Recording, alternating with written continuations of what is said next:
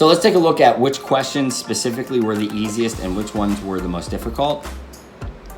So you can see immediately here, this is kind of like a heat map, that question numbers 6 and 7 were really difficult. You can see that number 18 was difficult and number 27 was really difficult. So, you know, only one student got number 6 and number 7 right.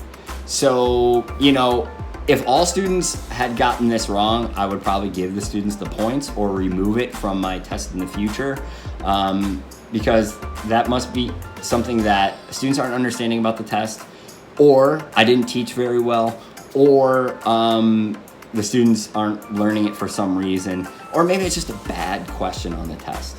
You know, happens, especially when you're piloting a test, giving it for the first time. So yeah, so what is my best question?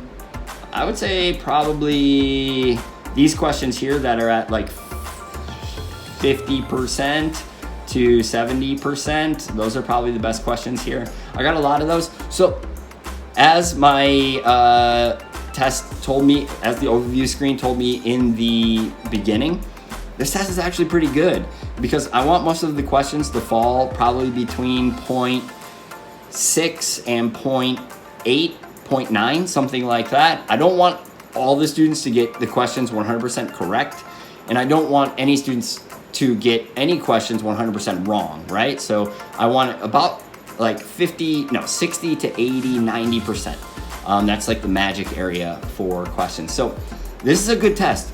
I trust these numbers because the data tells me so, and I know that I can make reasonable conclusions, reasonable inferences about my students based on the results of this test. I'm really happy about this.